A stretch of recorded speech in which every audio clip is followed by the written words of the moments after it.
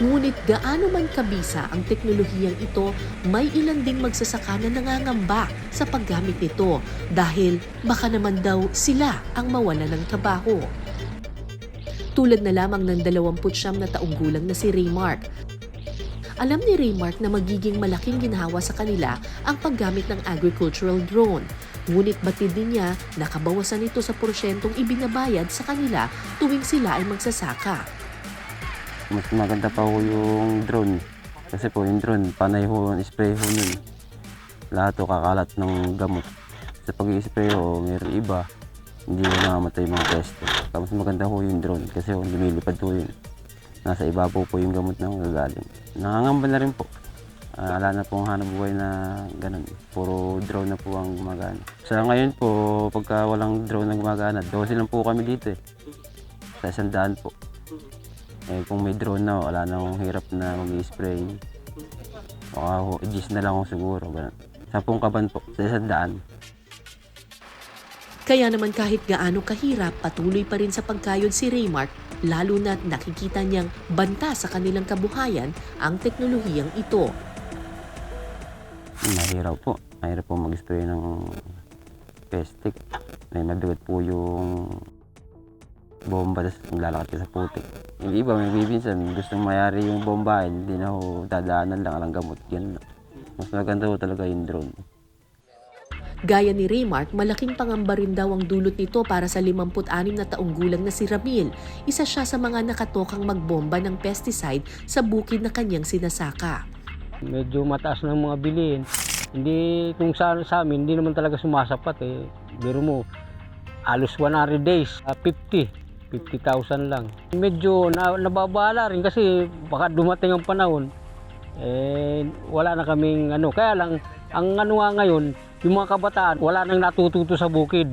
Pagka nawala na kami, wala nang mag-ano sa bukid. Kasi yung mga kabataan ngayon, hindi na marunong sa bukid eh. Hindi na nila nakailigan yung bukid.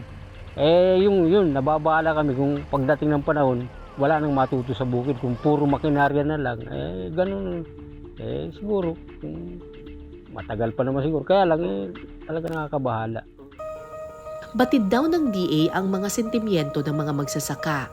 Pero kasalukuyan daw nilang pinag-aaralan kung paano mababalanse ang epekto nito sa kanilang kabuhayan.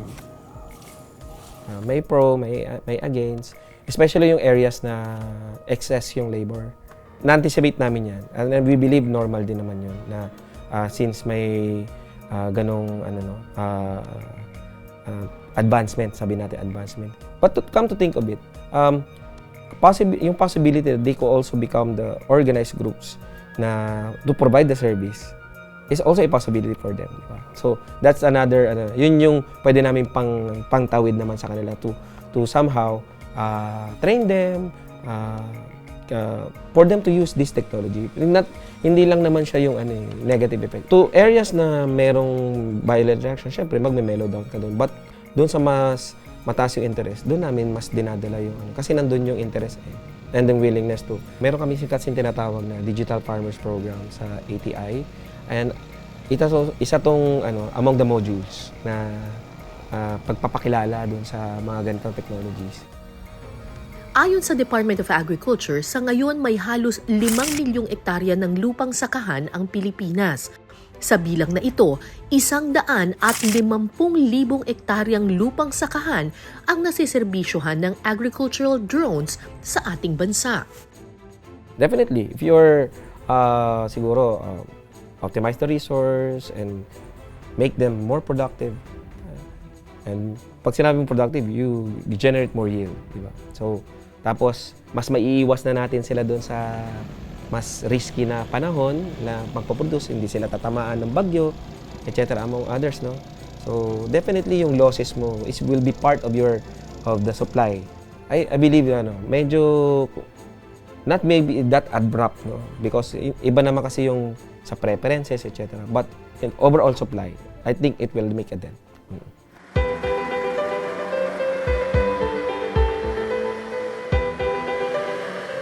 Hatid ng makabagong teknolohiya ang paglago sa kahit anumang industriya ng ating bansa. Ngunit kaakibat rin nito ang hamon kung paano ito tatanggapin ng bawat manggagawa. Naway maging balanse ang pakinabang nito kapwa sa sektor ng pagsasaka at sa mga magsasaka. Dahil tulad ng anumang paglipad, walang dapat maiwan sa biyahe ng pag-unlad. Ako po si Cara David, ito ang Cara Docs, ang kwento sa bawat lunes.